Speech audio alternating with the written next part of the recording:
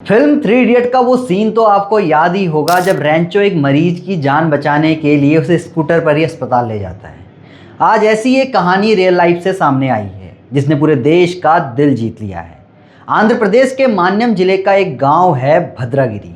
यहाँ के जनजातीय कल्याण विद्यालय में एक छात्रा अचानक गंभीर रूप से बीमार पड़ गई। उसे तुरंत बड़े अस्पताल ले जाने की ज़रूरत थी, लेकिन गांव तक पक्की सड़क नहीं थी, इसलिए एम्बुलेंस वहां नहीं पहुंच सकती थी। ऐसे में स्कूल की वार्डन हेमा जी ने जो किया वो मिसाल बन गया।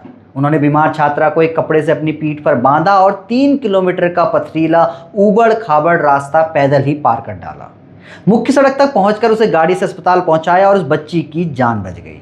आज अखबारों से लेकर सोशल मीडिया तक हर जगह वार्डन हेमा की तारीफ हो रही है। लोग इसे गुरु शिष्य परंपरा और मानवता की अनूठी मिसाल बता रहे हैं। जहां आए दिन शिक्षकों को कामचोर या लुटेरा कह दिया जाता है, वहां हेमा जी जैसे शिक्षक आज भी मौजूद हैं जो बच्चों के लिए किसी भी हद तक जा सकते हैं। हम भी उनके इस जज्बे को दिल से सलाम करते हैं। लेकिन ज़रा रुकिए, तालियां बजाने से पहले एक पल के लिए सोचिए, हम किस बात का जश्न मना रहे हैं? एक टीचर की महानता का, या फिर हमारे सिस्टम की सबसे शर्मनाक नाकामी का? आज़ादी की प्लैटिनम जुबली मना चुके इस देश में अगर आज भी एक बीमार बच्ची को अस्पताल पहुंचाने के लिए किसी को 3 किलोमीटर अपनी पीठ पर लाद कर ले जाना पड़े, तो ये गर्व की बात नहीं बल्कि हमारे समाज, राज व्यवस्था और प्रशासन के मुंह पर एक बहुत बड़ा तमाचा है। यह घटना हमारे सिस्टम का वो शाह पहलू है जिस पर कोई बात नहीं करना चाहता। आखिर कब तक आम नागरिक सड़क, बिजली और स्वास्थ्य जैसी बुनियादी जरूरतों के लिए यूं ही जूझता रहेगा? आज इन तालियों के शोर से बाहर निकलकर कुछ सरकारी आंकड़ों की बात करते हैं। देश में स्वास्थ्य सेवाओं का असली हाल क्या है, ये किसी से छुपा नहीं है। सरकारी आंकड़ों के मुताबिक हमारे यहाँ प्रति 1 लाख की आबादी पर लगभग 123 चिकित्सा कर्मी हैं।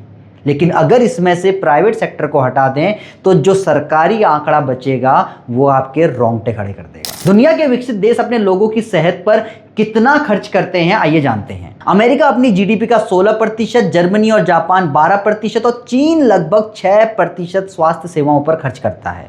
और हमारी सरकार स्वास्थ्य पर हमारी जीडीपी का 2% से भी कम खर्च करती है, जबकि विशेषज्ञों के अनुसार यह कम से कम 3 से 4% होना ही चाहिए। अब बात करें ग्लोबल रैंक की, तो प्रति व्यक्ति स्वास्थ्य सेवाओं पर खर्च के मामले में हम दुनिया में 197वें पायदान पर खड़े हैं। हमारे यहाँ एक व्यक्ति पर औसतन मात्र 7,000 रुपए के आसपास खर्च होता है, जो वैश्विक औसत से बहुत नीचे है। अस्पतालों की इमारतें तो बन गई हैं, लेकिन डॉक्टर गायब है। करोड़ों की मशीन जांच के लिए आ जाती है, लेकिन उन्हें चलाने वाला कोई स्पेशलिस्ट नहीं होता और वो धूल फांकती रहती है। गांव कस्बों के पीएचसी और सीएचसी अस्पताल सिर्फ रेफरल सेंटर बनकर रह गए हैं, जिनका काम सिर्फ मरीजों को बड़े अस्पताल भेज देना है।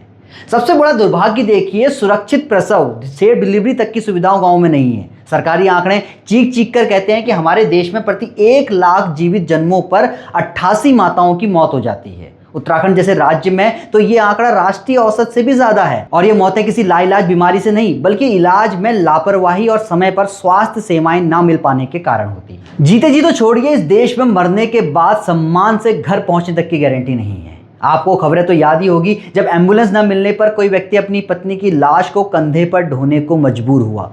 कोई साइकिल या करियर पर लाश ले जा रहा था, और हद तो तब हो गई जब एक पति को अपनी मृत पत्नी की हड्डियां तोड़कर उसे बोरे में भरकर ले जाना पड़ा। अस्पतालों के बेड पर लेटे मरीजों को चूहे और कुत्ते नोच खाते हैं।